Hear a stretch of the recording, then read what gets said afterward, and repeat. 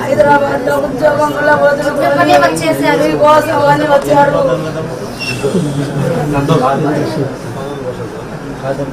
అమ్మాయి చెల్లెలు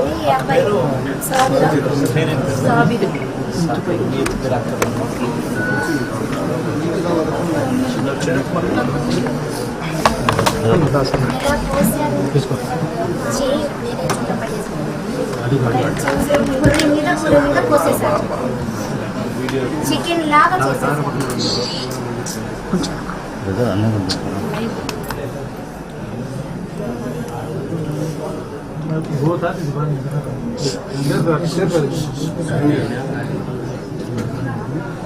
ఈడో తీసి అందరినీ భయపెడుతున్నారు. ఎవరికి ఫోన్ చేసినారు?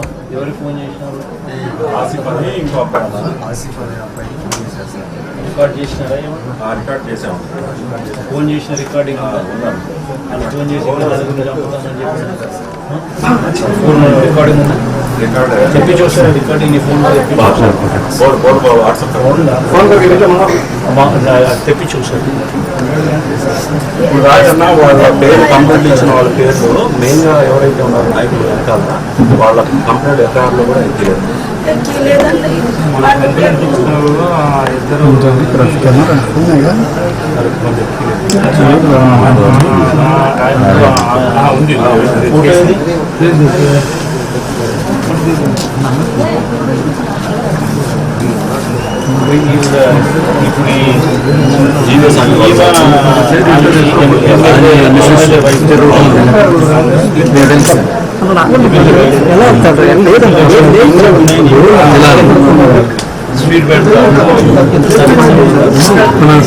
పెట్టేది ఇక్కడితో ఆపుతున్నారు, ఇక్కడ వరకు రావడం కేసు పెట్టడం.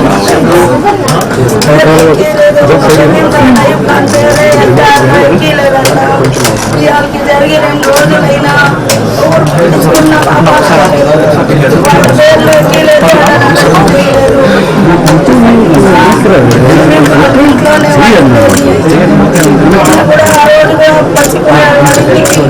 చూసిన సాక్షులున్నారు. సంబంధం లేదని చెప్తున్నాడా? నేను ఎలా చెప్తాడు సంబంధం లేదని? నువ్వేలా వెనకాల నుండి చేపించింది? 5 లక్షలనే ఒట్టి అబద్ధం చెప్తున్నాను. అసలు ఇంత ఊరుంది, అడిగి కనుక్కోండి మీరు. ఈ మనిషి మన రషీద్ పరిచయం అసలు అసలు లేదండి. అసలు తెలుసు.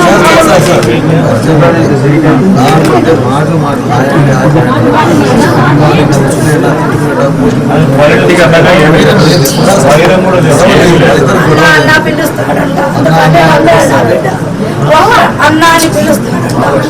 అందుకని నమ్మి ఆయన అసలు నమ్మకంతో నాట్యం చేస్తాడని ఒక్కడిని చేసి నరికాడు. వెనక నుంచి అసలు ఏం లేదు.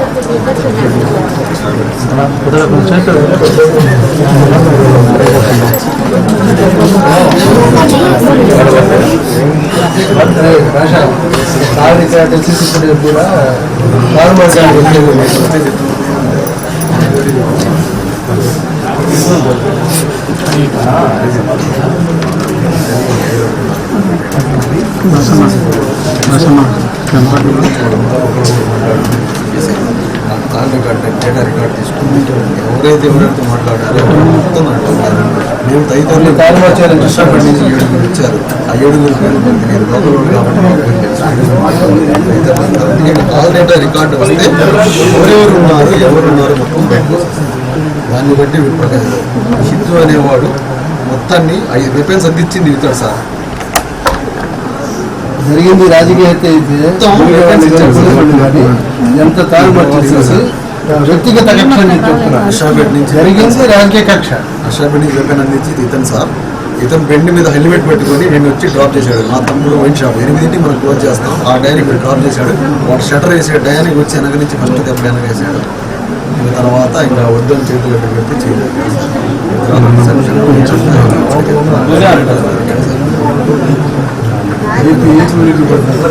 డ్రాప్ చేసి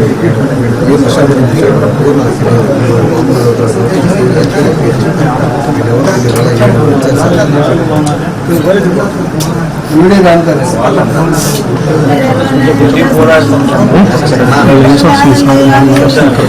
రోడ్డు మీద ఆయన గురి తీయాలి. పిల్లల్ని ఉరి తీసి నా బిడ్డలు చేయండి. మీ పార్టీ కోసం బతికాడు. మీ పార్టీ కోసం స్థానాలు వదిలేడయ్యా. వెళ్ళేవాడు మీరు ఆయన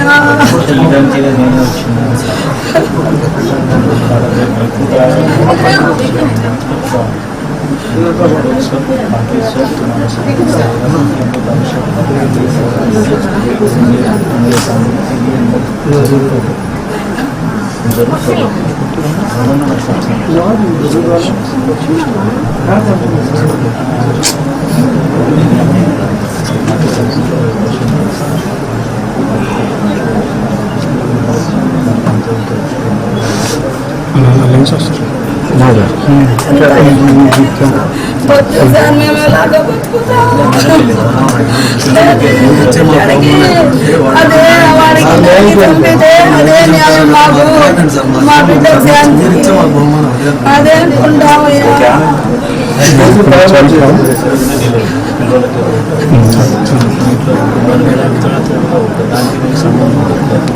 పోరాటం చేసి సంబంధించి కేసులు చేసే కార్యక్రమం చేస్తాం. మీరు చెప్పిన ఫోటోలలో ఉన్న వాళ్ళందరి పేర్లను కూడా ఛార్జ్ షీట్లో ఖచ్చితంగా పెట్టేట్టుగా ఒకసారి కోర్టులో పెట్టి పోరాటం చేసే కార్యక్రమం చేస్తాం. ఇదే కాకుండా తెలియకపోయే కార్యక్రమం కూడా ఢిల్లీలో కూడా ధర్నా చేసే కార్యక్రమం ఖచ్చితంగా అది కూడా నేను చెప్పండి. అన్ని గొడవలు కూడా రాష్ట్రం అంతా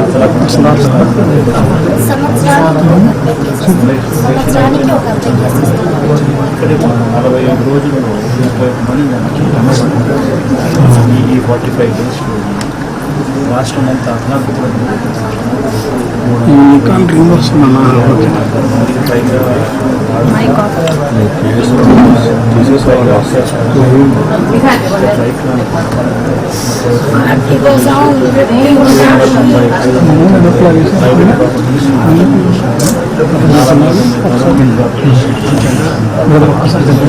చాలా గ్రామాలలో పోలీసులు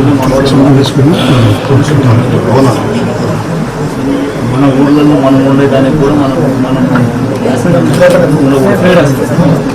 వెళ్ళిపోవాలని చెప్పి చెప్తాం. మన కాన్స్టిట్యున్సీస్లో మనం గెలిచిన ఎమ్మెల్యే గెలిచిన ఎంపీ తిరగడం కూడా తిరుగుతూ ఉంటే కూడా వాళ్ళ మీద కూడా రాళ్ళతో రాళ్ళు ఇచ్చడము వాళ్ళ మీద కూడా వాళ్ళ కాన్స్టిట్యున్సీ తిరగకూడదని ఇది ఎందుకు చేస్తూ ఉన్నారు? మ్యాండేట్ వచ్చింది. ఎందుకు వచ్చింది? అన్నీ మనకన్నా ఎక్కువ చేస్తామని, మనకన్నా జగన్ ఒకటి చేస్తే నేను 4 చేస్తానని చెప్పి అన్ని 4 ఎక్కువ చెప్పి మోసం చేసి మ్యాండేట్ తెచ్చుకున్న తర్వాత దాన్ని ఇంప్లిమెంట్ చేయాలి. ప్రజలు ఎదురు చూస్తూ ఉండేది. అమ్మఒడి ఇస్తాను చెప్పింది ఏమని చెప్పాను, పిల్లలు చూపించి నీకు 15,000 నీకు 15,000 నీకు 15,000 4 ఉంటే 4 15,000 ఇట్లని చెప్పి మోసం చేసి ఇప్పుడు లాస్ట్కి వచ్చిన తర్వాత అవన్నీ ఏమి చేయకుండా భరోసా ఎదుర్కొంటున్నాడు, మోడీ ఎదుర్కొంటున్నాడు, పిల్లలకు ఫీజు రీఇంబర్స్మెంట్ విద్యాదీవన ఎగరగొట్టారు, సద్దీవన ఎగరగొట్టారు, ప్రదర్శన తగ్గించి 0 వడ్డీ అది ఎగరగొట్టింది. ఇన్ని ఎగరగొడతా చేస్తారు. దాని గురించి పనిష్మెంట్ ఇట్లా ఏమి రాష్ట్ర వ్యాప్తంగా అందరి సంబరాలు భయాందోళన చేయడం, ఎవరు ఆడుకోకుండా ఎవరు మాట్లాడుకోకుండా ఎవరు ప్రశ్నించకుండా భయాన్ని క్రియేట్ చేసి వాతావరణం క్రియేట్ చేసి దౌర్జన్యాలు చేస్తారు. చేసే భయపెడుతున్నాం. వీడియో తీసి అందరికి ఈడికి ఎక్కడ జరిగిందో మీకు కూడా అంతే జరిగిందని ఫోన్లు చేసి బెదిరిస్తున్నాం. మొత్తంగా చేస్తే భయపడనయ్యా, నాలాగా ఎవరికి అన్యాయం కాదు. నేను ఏడ్చినట్టు ఏ తల్లి ఏడవద్దు.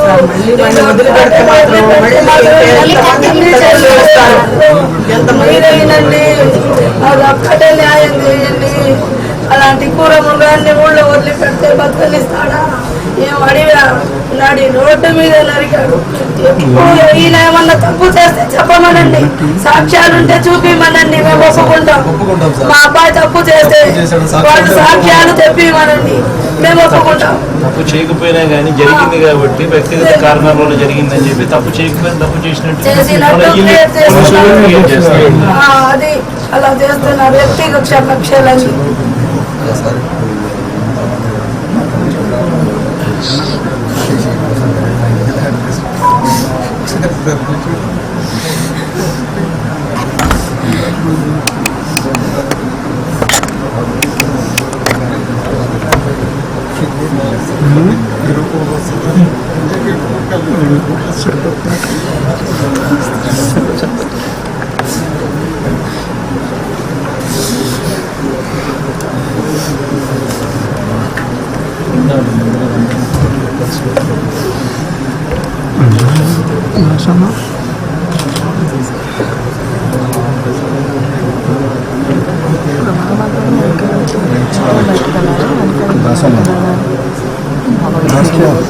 బ్లాక్ చేసేస్తారా?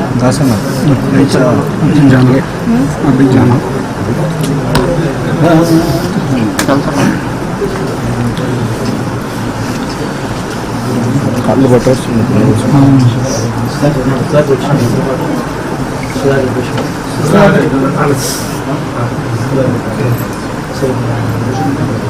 Additional agent public post additional పూర్తిగా ఈ కేసు హ్యాండిల్ చేయమని చెప్పవచ్చు. Phone number phone number రాసిచ్చేసాను.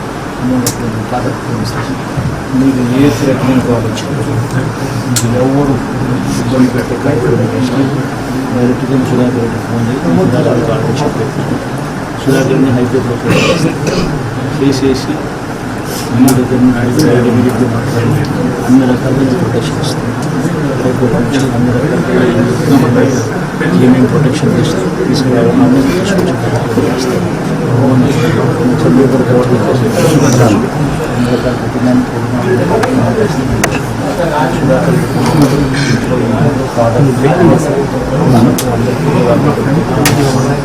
ఏమి స్థితిలో వచ్చినా మాట్లాడుతున్నా మిగతా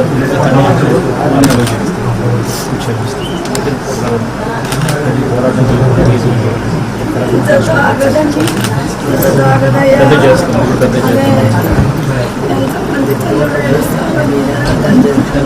ఫస్ట్ నా బిడ్డలు టార్గెట్ చేశారు. ఆయన్ని దాత మార్చితే కానీ అందరు భయపడాలని అలా అవతలికి పంపాడు.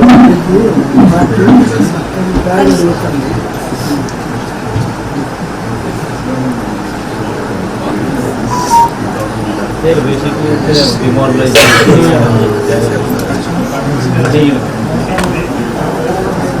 వివేకించాలి. ఇట్లా చేసే ప్రజల్లో ఇంకా ఎక్కువ కసి పెరుగుతుంది. ఈ ప్రభుత్వం మీద వ్యతిరేకంగా ఎక్కువ కసి పెరుగుతుంది. చేస్తే మంచి చేయాలి, మంచి చేసి ప్రజల దగ్గర ఏదన్నా మంచి సంపాదించుకోండి. సుధాకర్ అడిషనల్ మన పాత గవర్నమెంట్ ఆ సుధాకర్ తనకే అప్పచెప్పారు. కరెక్ట్ సార్ కోసం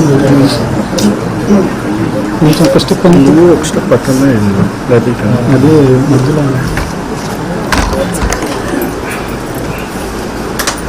ప్లేస్ అమౌంట్ ఇంటికి పోవచ్చు.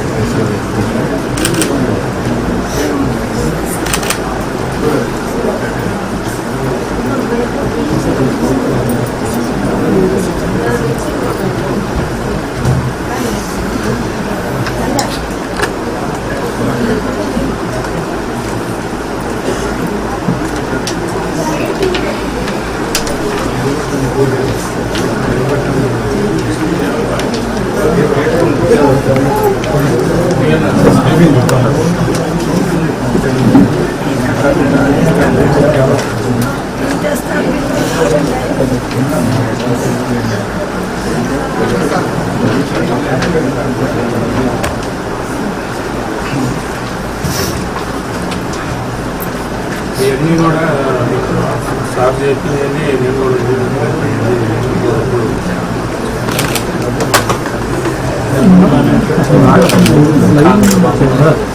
కొంచెం 2 నిమిషాలు ఇట్లా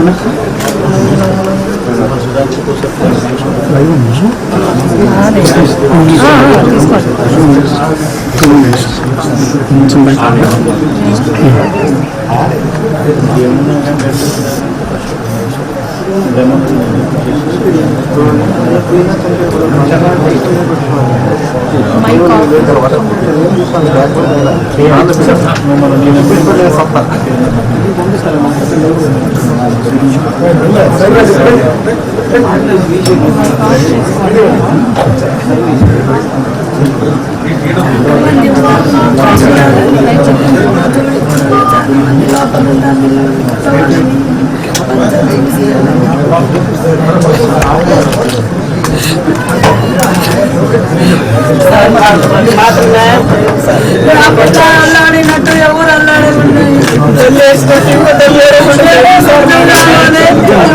అదే మా బాబు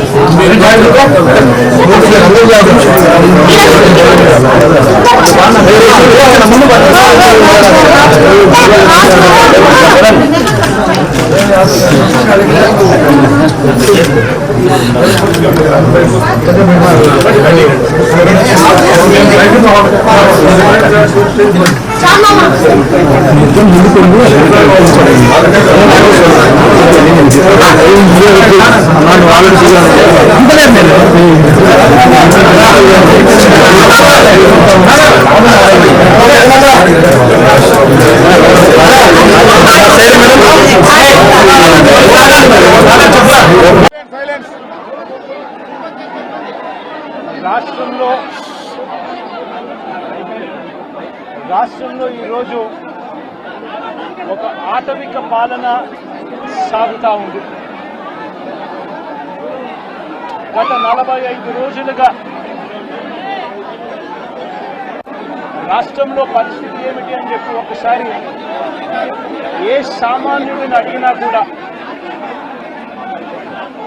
ఆ ప్రతి సామాన్యుడి నోట్లో నుంచి కూడా వచ్చే మాట ఒకటి, ఈ రాష్ట్రంలో లా అండ్ ఆర్డర్ లేదు, ఈ రాష్ట్రంలో ఆటవిక పాలన సాగుతా ఉంది, ఈ రాష్ట్రంలో తెలుగుదేశం పార్టీ వారు ఎవరైనా సరే వాళ్ళు తెలుగుదేశం పార్టీ వారు అయితే చాలు, ఎవరినైనా కూడా వాళ్ళు పోయి కొట్టచ్చు, ఎవరి ఆస్తులైనా కూడా వాళ్ళు ధ్వంసం చేయొచ్చు, ఎవరినైనా హత్య చేయొచ్చు, ఎవరి మీదైనా హత్యా ప్రయత్నం చేయొచ్చు,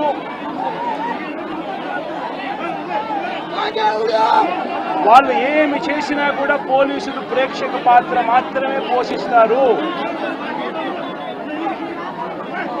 పోలీసులు ఇంకా అటువైపు నుంచి ఎవరైనా కేసు పెడితే దొంగ కేసులు వాళ్ళే తప్పు చేశారనంటూ పోలీసులు కూడా బనాయిస్తారు అనే ఒక నీచ సంస్కృతి ఈరోజు రాష్ట్రంలో రాజ్యం వెళ్తా ఉంది. నిజంగా నేను చంద్రబాబు నాయుడు గారిని ఒకటి అడుగుతా ఉన్నా, ఈ 45 రోజుల పాలనలో ఏకంగా 31 రాజకీయ హత్యలు జరిగాయి. 31 కూడా కాదు, ఇక్కడికి రాకముందు మా వాళ్ళు నాకు చెప్పిన సంఖ్య 36. 45 రోజుల్లో దాదాపుగా 36 రాజకీయ హత్యలు, 300కు పైగా హత్యాయత్నాలు, 300కు పైగా హత్యాయత్నాలు. తెలుగుదేశం పార్టీ వాళ్ళ వేధింపులు భరించలేక 35 మంది ఆత్మహత్యలు చేసుకున్న పరిస్థితులు రాష్ట్రంలో ఉన్నాయి. 560 చోట్ల ప్రైవేట్ ఆస్తులను ధ్వంసం చేశారు. ఇంట్లో చొరబడుతున్నారు, ఆస్తులను ధ్వంసం చేస్తా ఉన్నారు, షాపులను కాల్చేస్తా ఉన్నారు. వైఎస్ఆర్సీపీ సానుభూతి పరుల చీనీ చెట్లను నరికేస్తా ఉన్నారు. ఇటువంటి ప్రైవేట్ ఆస్తులు 560 చోట్ల ప్రైవేట్ ఆస్తులను ధ్వంసం చేశారు. 490 చోట్ల ప్రభుత్వ ఆస్తులను ధ్వంసం చేశారు. 490 చోట్ల ప్రభుత్వ ఆస్తులను ధ్వంసం చేశారు. ఇవి కాక 1000కి పైగా దౌర్జన్యాలు, దాడులు. 1000కి పైగా దౌర్జన్యాలు, దాడులు. ఈ 45 రోజుల్లో తెలుగుదేశం పార్టీ అధికారంలోకి వచ్చిన తర్వాత ఈ రాష్ట్రంలో ఇది లా అండ్ ఆర్డర్ పరిస్థితి. నేను అడుగుతా ఉన్నాను, ఒకసారి ఆలోచన చేయమని అడుగుతా ఉన్నాను, ఎంతటి దారుణంగా లా అండ్ ఆర్డర్ పరిస్థితి ఉంది అన్నదానికి నిదర్శనము ఈ రషీద్ కేసే ఒకటి తీసుకోండి, కావాలంటే రషీద్ కేసే ఒకటి కావాలంటే తీసుకోండి. ఇదే వెనుకొండకు ఇంతకు ముందు ఎస్పీగా రవిశంకర్ రెడ్డి అని చెప్పి ఇంతకుముందు ఎస్పీగా ఉన్నారు. మంచి ఆఫీసరు, అప్రైట్ ఆఫీసరు. ఎన్నికల వేళ వీళ్ళకున్న పలుకుబడితో ఆ ఆఫీసర్ను తప్పించేశారు. తర్వాత వీళ్ళకు కావలసిన అధికారిని, బిందు మాధవ్ అనే అధికారిని ఎస్పీగా తెచ్చుకున్నారు. ఈ బిందు మాధవ్ అనే అధికారి ఎస్పీ ఎంత అన్యాయస్తుడనంటే, ఈ అన్యాయమైన ఎస్పీని సస్పెండ్ చేస్తూ ఎన్నికల కమిషనే స్వయంగా నిర్ణయం తీసుకుని ఈ బిందు మాధవ్ అనే అధికారిని సస్పెండ్ చేశారు. దాని తర్వాత ఎన్నికల కమిషనే మల్లికా గర్గ్ అనే ఒక మంచి ఆఫీసర్ను పెట్టింది. ఆ ఆఫీసరు చంద్రబాబు నాయుడు గారు అధికారంలోకి వచ్చిన వెంటనే ఆ ఆఫీసర్ను కూడా పంపించేశాడు. ఆ ఆఫీసర్ చంద్రబాబు నాయుడు గారి మనుషులకు తెలుగుదేశం పార్టీకి సహాయ సహకారాలు అందించను అని చెప్తే ఆ ఆఫీసరు వెళ్ళిపోయిన రోజు కొత్త ఎస్పీ శ్రీనివాసన్ అనే ఆయనను, వీళ్ళకి సంబంధించిన ఆయన శ్రీనివాసన్ ఆయన తెచ్చుకున్నారు. ఈ కొత్త ఎస్పీ వచ్చిన 2 రోజులకే, ఈ కొత్త ఎస్పీ వచ్చిన 2-3 రోజులకే హత్య జరిగింది. ఇది ఆ హత్య కూడా ఏమిటి, అత్యంత దారుణంగా నడి రోడ్డు మీద ప్రజలందరూ చూస్తూ ఉండగా అమాయకుడైన వ్యక్తి,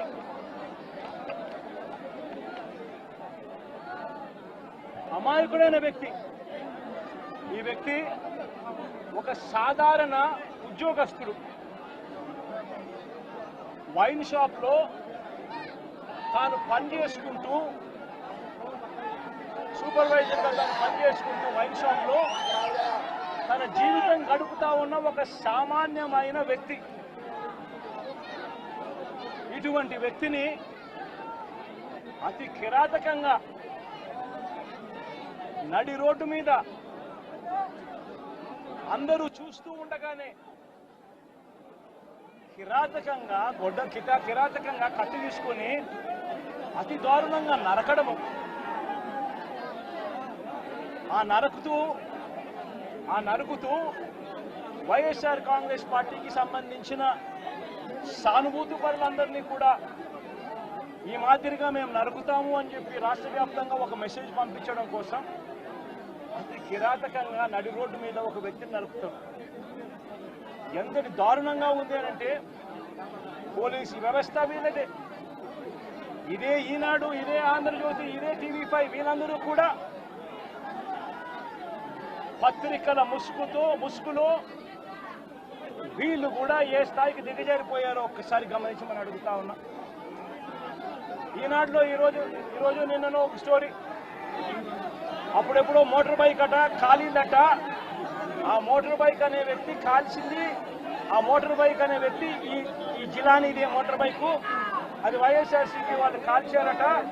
అందుకనే 2 ఏళ్ల తర్వాత ఇది జరిగిందట అని చెప్పి ఒక దిక్కుమాలిన అబద్ధం చెప్తా ఉన్నారు. నిజంగా వీళ్ళు పత్రికలా, వీళ్ళు ఏమైనా పేపర్లా, టీవీలా? నిజంగా వీళ్ళంతా కూడా సిగ్గుతో తలొంచుకోవాలి వీళ్ళు చేస్తా ఉన్న దుష్ప్రచారాలకు, అబద్ధాలకు. తీరా చూస్తే ఆ మోటార్ బైక్ ఎవరిది అని అంటే ఆ మోటార్ బైక్ జిలాంది కాదు. ఆ మోటార్ బైక్ ఆసిఫ్ అనే వైఎస్ఆర్సీపీకి సంబంధించిన వ్యక్తిది. ఆ వైఎస్ఆర్సీపీకి సంబంధించిన వ్యక్తి క్రైమ్ నెంబర్ 10/2024 డేటెడ్ 17/1/2024 లో Asif YSRCP activist filed a case against TDP ex-chairman Shamim, TDP state secretary Ayub Khan, town TDP president and others who burnt his motorcycle and caused head injury to Asif. Asif motorbike nu వాళ్ళు కాల్చి ఆసిఫ్ ను గాయపరిచి, ఆ గాయపరిచిన కేసును ఆసిఫ్ 17/1/2024లో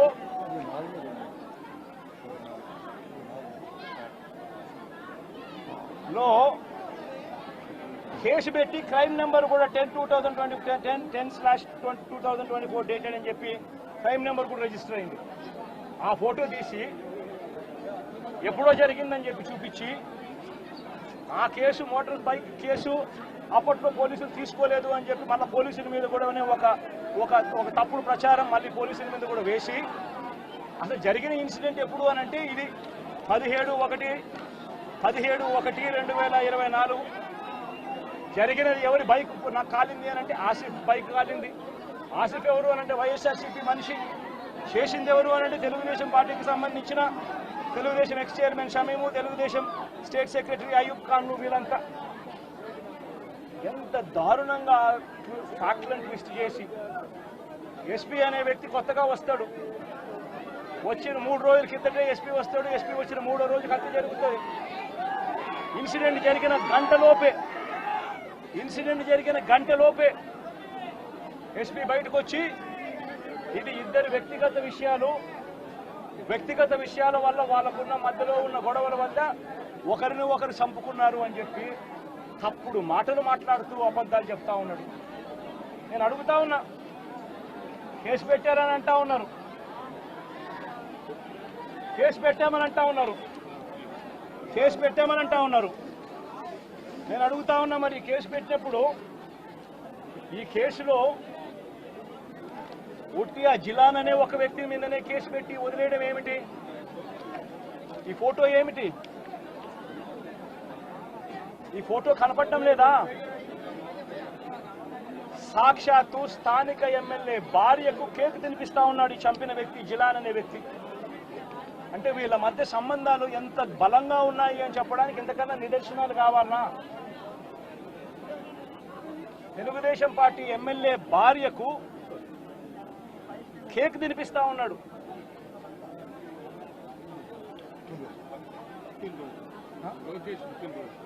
లోకేష్ పుట్టినరోజు నాడున వీళ్ళు cake cut చేయడము, ఆ cake మళ్ళీ ఈ జిలాన్ అనే వ్యక్తి ఎమ్మెల్యే భార్య కేక్ తినిపించడం. మరి ఇంత దారుణమైన ఇంత సత్సంబంధాలు కలిగిన వీళ్ళు, ఇది ఎమ్మెల్యేతో ఫోటో,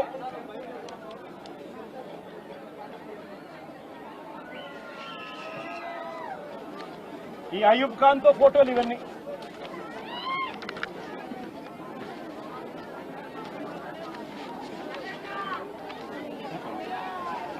ఇది షబీం ఖాన్ తో ఫోటోలు.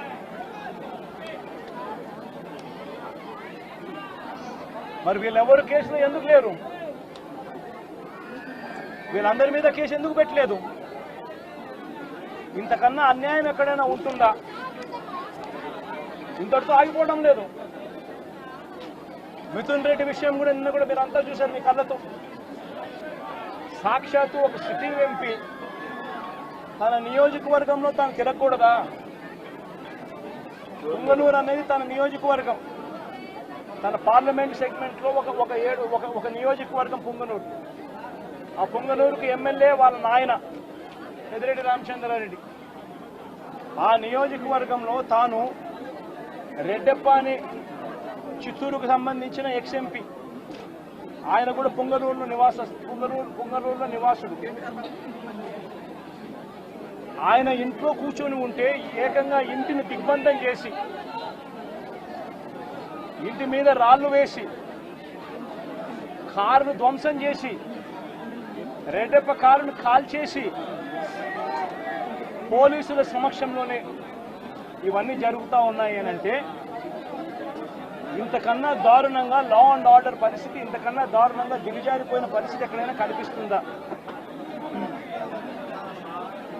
దొంగ కేసులు పెడతా ఉన్నారు, పోలీసులను ప్రేక్షక పాత్రగా పోషించే కార్యక్రమం చేయిస్తా ఉన్నారు. చివరికి ఏ స్థాయిలోకి లా అండ్ ఆర్డర్ వెళ్ళిపోతా ఉంది అని అంటే లా అండ్ ఆర్డర్ గురించి పట్టించుకునే పరిస్థితిలో పోలీసులు ఎవ్వరూ లేరు. లా అండ్ ఆర్డర్ ఏ స్థాయిలో వెళ్ళిపోతా ఉందనంటే చివరికి అమ్మాయిల మీద అత్యాచారాలు జరుగుతూ ఉన్నాయి, పోలీసులు ఎవరు పట్టించుకోవడం లేదు. అగత్యాలు జరుగుతూ ఉన్నా కూడా ఎవరు పోలీసులు పట్టించుకోవడం లేదు. పట్టించుకోవాల్సిన అవసరం ఏముంది? చంద్రబాబు నాయుడు పట్టించుకోవద్దని చెప్తా ఉన్నాడు కదా అని చెప్పి వదిలేసిన పరిస్థితులు. నేను అడుగుతా ఉన్నా, ఇదే గతంలో వైఎస్ఆర్సీపీ ప్రభుత్వం ఉన్నప్పుడు ఏ రోజు కూడా తెలుగుదేశం పార్టీ వాళ్ళని చంపండి, తెలుగుదేశం పార్టీ వాళ్ళని కొట్టండి, తెలుగుదేశం లబ్ధిదారులకు మేలు చేయకుండా వదిలేయండి అని ఏ రోజు ఇన్స్ట్రక్షన్స్ ఇవ్వలేదు. ప్రతి అక్క చెల్లెమ్మ కూడా బయటికి పోతే తన ఫోన్లో దిశ యాప్ ఉండేది. ఆపదలో ఉంటే 5 సార్లు ఫోన్ షేక్ చేసినా లేదా SOS బటన్ నొక్కితే చాలు పోలీసులు వెంటనే వచ్చి అక్క ఏమైంది అని చెప్పి తోడుగా ఉండే పరిస్థితులు గతం. ఈరోజు పరిస్థితులు ఏమిటి? లా అండ్ ఆర్డర్ పూర్తిగా దిగజారిపోయిన పరిస్థితులు కనిపిస్తూ ఉన్నాయి. ఎందుకు ఈ మాదిరిగా జరుగుతూ ఉంది? కారణం చంద్రబాబు నాయుడు అనే వ్యక్తి తప్పుడు మాటలు చెప్పి, తప్పుడు వాగ్దానాలు చేసి, ప్రజలను మోసం చేసి, ప్రజలకు ఆశ కల్పించి తాను ముఖ్యమంత్రి పదవిలోకి ఎక్కాడు. నేను అడుగుతా ఉన్నాను ఇదే చంద్రబాబు నాయుడును, ఇదే జగన్ ముఖ్యమంత్రిగా ఉండి ఉంటే గత 5 సంవత్సరాల పాలన చూడండి. ప్రతి క్వార్టరు ఆ 3 నెలలు అయిపోయిన వెంటనే విద్యా దీవెన మరుసటి క్వార్టర్లో వచ్చేది. ఈరోజు జనవరి, ఫిబ్రవరి, మార్చి క్వార్టర్ విద్యా దీవెన పోయింది. ఏప్రిల్, మే, జూన్, ఇప్పుడు మళ్ళీ జూలైలో ఉన్నాం. 2 క్వార్టర్లు విద్యా దీవెన అనేది బకాయిలు. జగనే ఉండింటే విద్యా దీవెన అన్నది ప్రతి 3 నెలలకు ఒకసారి, 3 నెలలు అయిపోయిన వెంటనే జగన్ ఇచ్చేవాడు. తల్లులకు ఇచ్చేవాడు, పిల్లలకు మేలు చేసేవాడు. ప్రతి ఏప్రిల్లో జగనే ఉండింటే వసతి దీవెన ప్రతి ఏప్రిల్లో ఒక ఇన్స్టాల్మెంట్, వసతి దీవెనకు సంబంధించిన ఒక ఇన్స్టాల్మెంట్ ప్రతి తల్లి ఖాతాలోనూ పడి ఉండేది. జగనే ఉండింటే ఈ పాటికే రైతు భరోసా రైతన్నలకు వచ్చి ఉండేది. ప్రతి సంవత్సరం జగన్ జూన్లో రైతు భరోసా అమౌంట్ ప్రతి రైతుకు క్యాలెండర్ పెట్టి మరీ ఇచ్చాడు. జగనే ఉండింటే అమ్మఒడి డబ్బులు ఈ పాటికి తల్లులకు వచ్చి ఉండేటివి. ప్రతి సంవత్సరం ప్రతి జూన్లోనూ అమ్మఒడి డబ్బులు తల్లులకు వచ్చిన పరిస్థితులు. జగనే ఉండింటే ప్రతి ఏప్రిల్లో మహిళలకు సంబంధించి, అక్క చెల్లెమ్మలకు సంబంధించిన 0 వడ్డీ డబ్బు ఈ పాటికి వచ్చి ఉండేది. జగనే ఉండింటే మత్స్యకార భరోసా అన్నది ప్రతి ఏప్రిల్ 15 నుంచి జూన్ 15 మధ్యలో క్రమం తప్పకుండా జగన్ మత్స్యకారులకు తోడుగా ఉంటూ మత్స్యకార భరోసా ఇచ్చాడు. నేను అడుగుతా ఉన్నా, ఈరోజు వైఎస్ఆర్ కాంగ్రెస్ పార్టీ లేకపోవడం, చంద్రబాబు నాయుడు చెప్పిన అబద్ధపు మాటలతో ఈరోజు ప్రతి అక్క చెల్లెమ్మ ఎదురు చూస్తూ ఉంది. ఆ రోజు చంద్రబాబు నాయుడు అన్న మాట, జగన్ అయితే కేవలం 15,000 మాత్రమే ఇస్తాడు పిల్లల్ని బడికి పంపిస్తే, చంద్రబాబు నాయుడు అధికారంలోకి వస్తే 15,000 నీకు, 15,000 నీకు, 15,000 నీకు, 15,000 నీకు, 15,000 నీకు, నలుగురున్నారా మీ ఇంట్లో పిల్లలు 60,000, మళ్ళా ఇంట్లో వాళ్ళ అమ్మను చూపించి నీకు 18,000. ఇవన్నీ మాటలు మాట్లాడి ఈరోజు ప్రతి అక్క అడుగుతా ఉంది, ఎన్నికలప్పుడు నువ్వు చెప్పిన మాట ఏంది? ప్రతి 18 సంవత్సరాలు నిండిన ప్రతి వయసు గల అక్క, 18 నుంచి 59 సంవత్సరాలు గల వయసు గల అక్క చెల్లెమ్మకు ప్రతి నెల 1,500 ఇస్తానన్నావు. ఈరోజు రాష్ట్రంలో ఓటర్ల జాబితా తెలుసు మీకు. 4,12,00,000 మంది ఓటర్లు ఉన్నారు. ఓటర్ల జాబితా అంటే దాని అర్థం ఏమిటి? దాని అర్థం వాళ్ళందరూ కూడా 18 సంవత్సరాలు పైబడిన వయసు పడిన వాళ్ళనే కదా దాని అర్థము. మరి అందులో 2,10,00,000 మంది అక్క చెల్లెమ్మలు ఉన్నారు, 18 సంవత్సరాలు పైచిలుకు పడిన వాళ్ళు. ఆ 2,10,00,000 మంది అక్క చెల్లెమ్మలకు పెన్షన్ తీసుకుంటున్న వాళ్ళు కాస్తో కూస్తో కొంచెం పక్కన పెట్టినా కూడా 1,80,00,000 మంది అక్క చెల్లెమ్మలు ఈరోజు మాకు 1,500 ప్రతి నెల ఇస్తానన్నావు, ఏమైంది మా 1,500, మా పరిస్థితి ఏమిటి, నువ్వు నీకు ఓటేషన్ నీ మాటలు నమ్మి అని చెప్పి అడుగుతా ఉన్నారు అక్క చెల్లెమ్మలు. ప్రతి అక్క ప్రతి పిల్లలు అడుగుతా. జగన్మామ ఉన్నప్పుడు క్రమం తప్పకుండా జగన్మామ 15,000 మా అమ్మకి ఇచ్చేవాడు అమ్మఒడి కింద. నువ్వు తల్లికి వందనం అన్నావు, మా ఇంట్లో 9 పిల్లలు ఉన్నారు, 60,000 మా ఇంటికి ఇస్తానన్నావు, ఎప్పుడు ఇస్తావు, ఎందుకు ఇవ్వడం లేదు అని చెప్పి అడుగుతా ఉన్నారు. పిల్లలు అడుగుతా ఉన్నారు, తల్లులు అడుగుతా ఉన్నారు, ప్రతి రైతు అడుగుతా ఉన్నాడు. వ్యవసాయం మొదలైపోయింది, వేగంగా నీకు వ్యవసాయం పనులు జరుగుతూ ఉన్నాయి. రైతు భరోసా సొమ్ము జగన్ ఉంటే వచ్చేది. నువ్వు 20,000 రూపాయలు ఇస్తానన్నావు రైతు భరోసా కింద. పెట్టుబడి సహాయం కింద 50 లక్షల మంది రైతన్నలు ఇవాళ అడుగుతా ఉన్నారు, మా పెట్టుబడి సాయం కింద 20,000 ఇస్తానన్నావు, ఏమైందా డబ్బు అని చెప్పి రైతన్నలు ఎదురు చూస్తూ అడుగుతా ఉన్నారు. ఈరోజు అక్క చెల్లెమ్మలు పొదుపు సంఘాల్లో ఉన్న అక్క చెల్లెమ్మలు అడుగుతా ఉన్నారు, ఏప్రిల్లో పొదుపు సంఘాలకు సున్నా వడ్డీకి సంబంధించిన సున్నా వడ్డీ డబ్బులు కట్టాలి. మరి ఎందుకు సున్నా వడ్డీ డబ్బులు మాకు ఎందుకు కట్టడం లేదు అని అక్క చెల్లెమ్మలు అడుగుతా ఉన్నారు. చదువుకుంటున్న పిల్లలు అడుగుతా ఉన్నారు. ఆ అక్క చెల్లెమ్మలు అడుగుతా ఉన్నారు. ఆ పిల్లలు చదివిస్తా ఉన్న అక్క చెల్లెమ్మలు, మా పిల్లలు చదువులు పోతా ఉన్నారు, కాలేజీలు అడుగుతా ఉన్నాయి ఫీజులు కట్టమని చెప్పి, సర్టిఫికెట్లు ఇవ్వమంటున్నాయి, సర్టిఫికెట్లు ఇవ్వమని చెప్పి కాలేజీలు అంటా ఉన్నాయి. 2 క్వార్టర్లు 2 త్రైమాసికాలకు సంబంధించి విద్యా దీవెన ఇవ్వడం లేదు, ఎందుకు ఇవ్వలేదు అని, వసతి దీవెన ఎందుకు ఇవ్వడం లేదు అని చెప్పి తల్లులు అడుగుతా ఉన్నారు. మత్స్యకారులు అడుగుతా ఉన్నారు, మత్స్యకార భరోసా ఏమిటి అని చెప్పి. ఇవన్నిటి నుంచి కూడా చంద్రబాబు నాయుడు ప్రజలను దారి తప్పించేందుకు, ప్రజలెవరూ కూడా ప్రశ్నించే పరిస్థితి రాకూడదు అనే ఉద్దేశంతో ప్రజల్లో భయాందోళన క్రియేట్ చేసే కార్యక్రమంలో భాగంగా ఈ మాదిరిగా దాడులు చేస్తూ, ఈ మాదిరిగా అన్యాయాలు చేస్తూ, ఈ మాదిరిగా తాను దిగజారిన రాజకీయాలు చేస్తా ఉన్నాడు. ఇది నేను ఒకటే హెచ్చరిస్తా ఉన్నా, ఖచ్చితంగా వీటి మీద ప్రొటెస్ట్ జరుగుతుంది.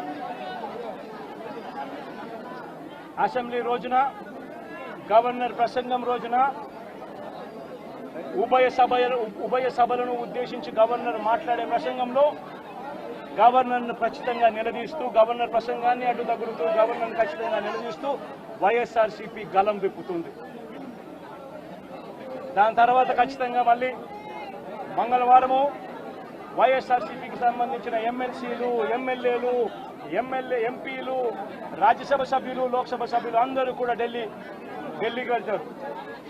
వెళ్ళి బుధవారము ఢిల్లీలో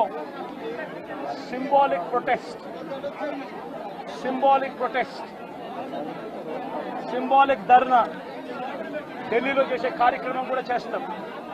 రాష్ట్రంలో జరుగుతూ ఉన్న దాడులు, రాష్ట్రంలో ఉన్న లా అండ్ ఆర్డర్ పరిస్థితులను దేశమంతా కూడా చూసేట్టుగా, దేశమంతా కూడా దీన్ని గమనించి, దేశమంతా కూడా దీన్ని ప్రొటెస్ట్ను వాళ్ళు కూడా ప్రొటెస్ట్ చేసే విధంగా దీన్ని హైలైట్ చేసే కార్యక్రమం చేస్తాం. ప్రధానమంత్రి గారి అపాయింట్మెంట్ ఇప్పటికే అడగడం జరిగింది. అమిత్ షా గారిని ప్రెసిడెంట్ అపాయింట్మెంట్ కూడా అడగడం కూడా జరుగుతుంది. వీళ్ళందరూ కూడా అపాయింట్మెంట్ ఇస్తే వీళ్ళందరినీ కూడా కలిసి వీళ్ళందరికీ కూడా చెప్పే కార్యక్రమం కూడా చేస్తాం. సరే, ఈ ఇష్యూలో మీ చెప్పేటప్పుడు నువ్వు స్లోప్ అవుతుంది కదా. నువ్వు ఎంత ఆంధ్రజ్యోతి విలేకరు అయితే మాత్రం మధ్యలో వచ్చి చెప్పడం ధర్మం కాదు కదా. ఏం చెప్తామంటే సీరియస్ గా జరుగుతా ఉన్నది ప్రకారం ప్రధానమంత్రి అపాయింట్మెంట్ను, హోంమంత్రి అపాయింట్మెంటు, ప్రెసిడెంట్ గారి అపాయింట్మెంటు, వీళ్ళ ముగ్గురు అపాయింట్మెంట్ కూడా అడగడం జరుగుతూ ఉంది. వీళ్ళ ముగ్గురిని కూడా కలిసే కార్యక్రమం కూడా జరుగుతుంది. వాళ్ళ అపాయింట్మెంట్ ఇస్తే వాళ్ళని కూడా కలిసే కార్యక్రమం జరుగుతుంది. జరిగి వీళ్ళందరినీ కూడా రాష్ట్రంలో జరుగుతూ ఉన్న దిగజారిన పరిస్థితులను ఎక్స్ప్లెయిన్ చేసి, రాష్ట్రంలో ప్రెసిడెంట్ రూల్ పెట్టాల్సిన అవసరం ఎంత ఉంది అని చెప్పి కూడా గట్టిగా వాళ్ళ దృష్టికి తీసుకొని పోవడం కూడా జరుగుతుంది. నిజమైన అడుగుతున్నాను. ప్రధానమైన డిమాండ్ ఈ ఇన్సిడెంట్లో అన్నా, ఇన్సిడెంట్లో ప్రధానమైన డిమాండ్, ఈ ఇన్సిడెంట్లో ప్రధానమైన డిమాండ్ ఒకటేనా, ఆ కుటుంబం ఏం పాపం చేసిందని చెప్పి ఆ కుటుంబంలో ఒక మనిషిని చంపారు.